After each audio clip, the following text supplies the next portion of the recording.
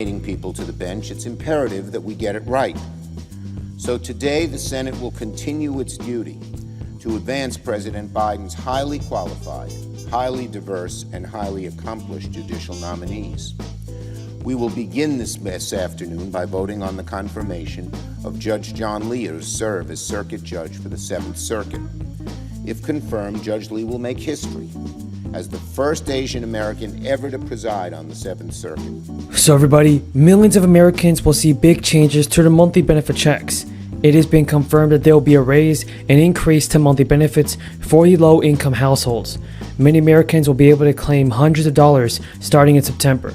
So make sure to watch until the end of this video and learn how to receive your fourth stimulus payment. It's just a matter of weeks. Residents across Illinois will start receiving tax relief rebate checks.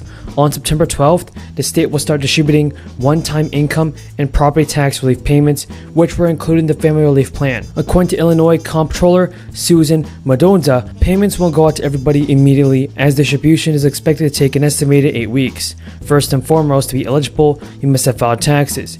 In regard to the individual income tax return, a person qualifies if they were an Illinois resident in 2021 and their adjusted gross income was under $400,000 if filing jointly, or $200,000 if filing as a single person. The property tax rebate requires that recipients be Illinois residents who paid property taxes on their primary residence in 2021 and 2022. Anyone who filed taxes as a single person will receive $50. If you file jointly, you'll be given a $100 rebate, $50 per person. According to the state's comptroller website, those with dependents will receive up to $300. $100 will be given for each dependent, with a maximum of 3. The rebate amount is equal to the property tax credit you are qualified to claim on your 2021 tax forms. And also, thanks to the federal student loan repayment moratorium that's been in place since March, student loan borrowers have not had to make loan payments or accrue additional interest on their debt. However, this will be used as an opportunity to pay all of their money toward paying down debt and getting principal and get ahead of their loans. Now, because President Biden's student loan forgiveness plans, it turns out they may be eligible to receive a refund for any payments made during a pause. Those who made payments or paid off their federally held loans during the interest-free forbearance by single payment or lump sum are eligible for refunds. Any payment made since is eligible, but everybody, private student loan payments are not included. And also, if you don't get a refund check electronically, you'll receive a check in the mail in about 2 weeks, or possibly 12 weeks. According to experts, you will also see your loan balance increase by a refunded amount in that time frame. There are also some changes to the SNAP program. More than 41 million people have to rely upon the SNAP program just to get enough food to eat. The program enables eligible individuals and families to buy staples like fruits and vegetables. According to the Center on Budget and Policy Priorities, SNAP benefits play a key role in helping to reduce both hunger and food insecurity. To accommodate economic impacts, including the crisis, SNAP benefits increased between this year and last year. Emergency allotments were authorized under the Families First Crisis Response Act to help address temporary food needs during the crisis for SNAP households.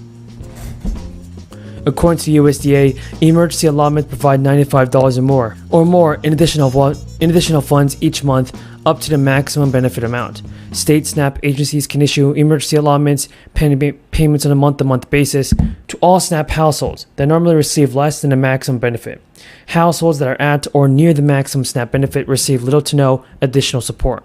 As long as there's a national public health emergency in place and the state has a state-level emergency declaration in place, states actually can continue to provide monthly emergency allotments.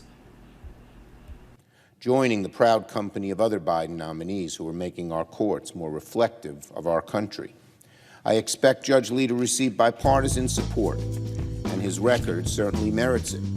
He's already been confirmed by this chamber when appointed to serve as district judge roughly a decade ago.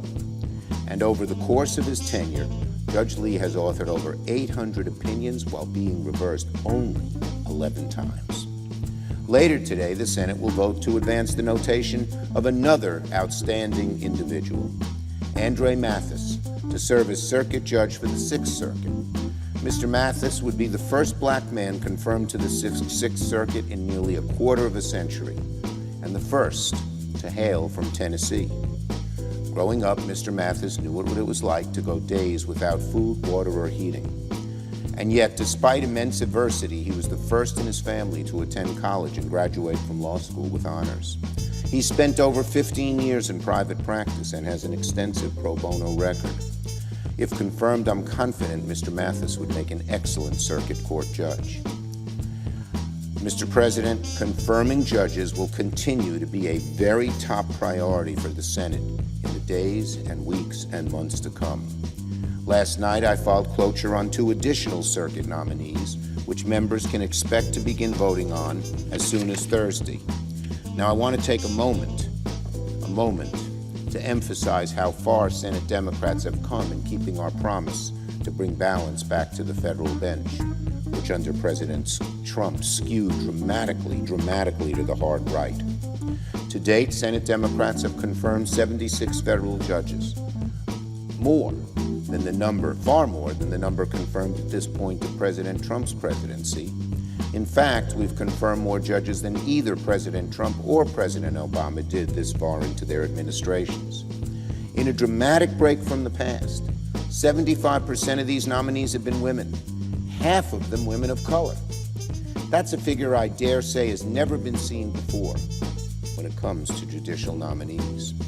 We're going to continue prioritizing judges moving forward. We cannot let the judiciary succumb to the hard right, because as we have seen, the consequences are devastating to the American people. Now on Democratic results. The Inflation Reduction Act was signed into law less than a month ago, and already, Mr. President, the verdict is in. Our bill is already creating new investments, new jobs, new opportunities for American families, jobs here in America, not overseas. Let me repeat the good news. The Inflation Reduction Act that every Republican voted against is already delivering for our country. This morning, the New York Times reported that in wake of the Inflation Reduction Act, a whole host of companies, quote, have announced a series of big-ticket projects to produce the kind of technology the legislation aims to promote. For example, companies like Toyota have announced billions in new investments to start manufacturing batteries for electric and hybrid vehicles right here in America. Elsewhere, the company First Solar announced a $1 billion investment to build a new solar manufacturing facility in the Southeast. Their CEO was explicit that their decision hinged in large part on our legislation, saying it provided a level of clarity that made investment in the U.S. the right move. The examples go on. Honda and LG Energy also announced over $4 billion for EV battery production in the U.S. Panasonic, which supplies parts to Tesla's EV production, said they're also considering a $4 billion to build another EV battery plant. And thanks to